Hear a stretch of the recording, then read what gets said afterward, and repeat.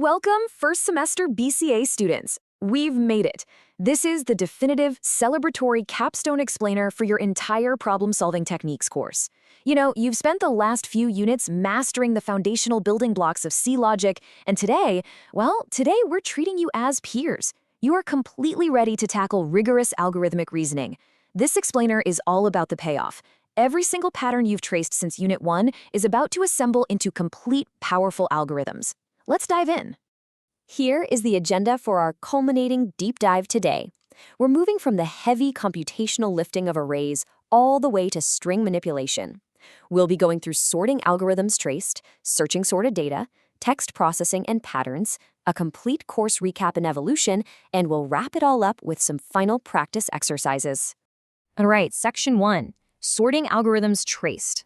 So our target today is a familiar 5-element unsorted array of marks, 42, 78, 55, 91, and 63. We are going to sort this exact same array 5 different ways. Watching identical data move through different strategies is honestly the absolute clearest way to understand that algorithms differ in their strategy, not in their final destination. First up, selection sort. This one's incredibly straightforward. We repeatedly find the minimum in the unsorted remainder and just swap it into position. In pass 1, 42 is already the minimum, so it stays put. In pass 2, looking at the rest, 55 is the smallest. We use our trusty C-pointer logic, you remember that exchange pattern from Unit 2, right, to swap 55 and 78. In pass 3, the minimum is 63, so we swap it with 78. And finally, in pass 4, we swap 78 and 91. 4 passes, 3 swaps, and our array is perfectly sorted. Now, watch how this same data behaves differently with exchange sort, which you probably know better as bubble sort. Here, we step through the array, swapping adjacent out-of-order elements. In pass 1, 78 swaps with 55, and then later 91 swaps with 63. Notice how 91 literally bubbles up to its final position at the very end. It's super visual. In pass 2, 78 swaps with 63, bubbling up to the second-to-last spot. By pass 3, we check the adjacent elements, 42 and 55, 55 and 63, and so on, and no swaps are needed. The algorithm instantly knows it's finished. Okay, next up is insertion sort. Think of this exactly like sorting a hand of playing cards. We build a perfectly sorted prefix 1 element at a time. We start with 42. We want to insert 78. Well, it's larger, so it just stays right there. We insert 55. It's smaller than 78, so we shift 78 to the right and smoothly slot 55 in. Then we insert 91, it stays at the end because it's the biggest so far. Finally, we insert 63. For this one, we have to shift 91 to the right, then shift 78 right, and insert 63 right after 55. We just incrementally grew our sorted list. Shell sort is next, and it's a brilliant evolution of insertion sort. It smartly uses diminishing gaps to compare elements that are far apart. First, we use a gap of 2. We compare index 0 and 2, which are 42 and 55, then index 1 and 3, which are 78 and 91, and index 2 and 4, which are 55 and 63. Now, in this specific dataset, they actually happen to all be nicely in order, so no swaps happen. But on larger, messier arrays, this step is a lifesaver because it moves far apart elements toward their correct positions early. Then, we reduce the gap to 1. And guess what? A gap of 1 is just plain insertion sort. But because of our first pass, there's drastically less work remaining. And this brings us to the magic of quicksort. We rely on the exact recursive partitioning logic we built back in Unit 3. We pick a pivot, let's say the last element, 63. We partition the array so everything smaller goes to its left, which gives us 42 and 55, and everything larger goes to its right, which is 91 and 78. Boom, pivot 63 is now permanently in place. Then we recursively do the exact same thing to the left subarray and the right subarray. For the right side, 91 and 78, we pivot around 78, placing 91 to its right. We combine it all, and we are perfectly sorted. So, what does this all mean? The crucial takeaway here is comparing their speeds. Selection, exchange, and insertion sort all have an average time complexity of O(n)². They are great for small lists, but they are brutal on large data. Shell sort improves on this, for sure, but quicksort is the true winner, with an average speed of O(n) log n. Remember in Unit 1 when we talked about the slower computer B beating the faster computer A? That was exactly this, an incredibly efficient O(n) log n algorithm absolutely dominating an O(n)² one as the input size grows. Moving right along to Section 2, searching sorted data. Let's look at the immediate payoff of all that hard sorting work, making our data instantly searchable. Directly contrasting these two searches is pretty eye-opening. Look at the left side, a brute force linear search.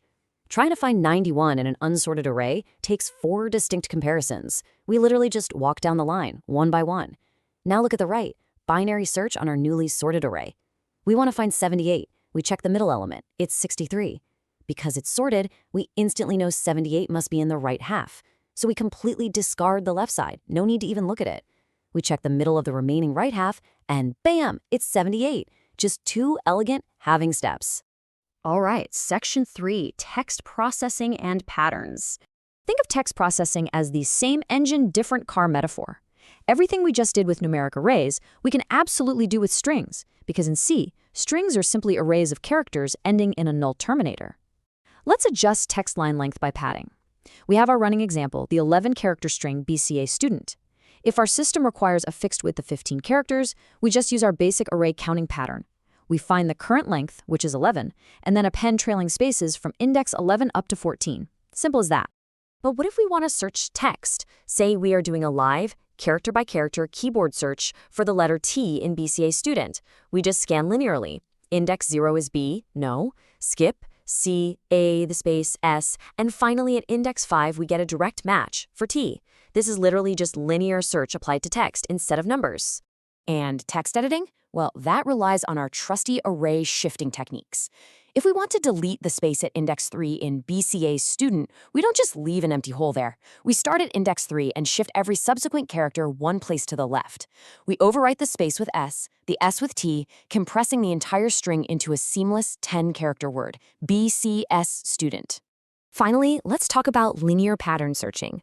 If we search for the substring DEN inside BCAS student, we test every starting position. At index 0, BCA fails.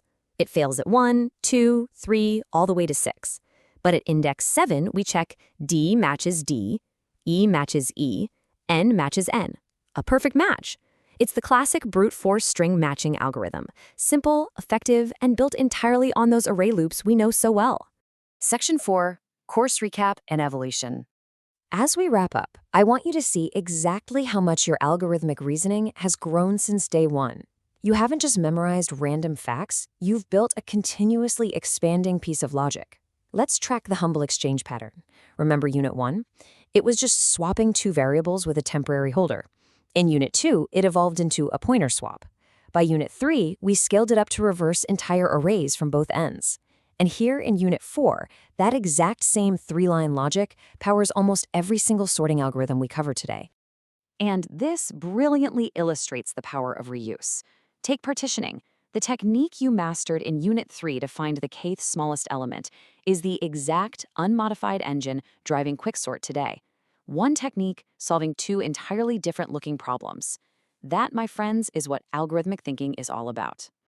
Section 5, Final Practice Exercises. It's time to test your skills with 3 final homework challenges. First, trace a selection sort on the array 9, 2, 7, 4. Second, execute a binary search for the number 4 in the sorted array 1, 4, 6, 9, 12, and count the exact number of comparisons it takes. And third, run a pattern search for cat in the text, concatenate, and state the index where it starts. Remember, a program is just one expression of an idea. The true power lies in the algorithm itself. As you look at these exercises, ask yourself, now that you can control data at this foundational level, what complex, real-world problems will you break down and conquer next? Good luck with the exercises and keep coding.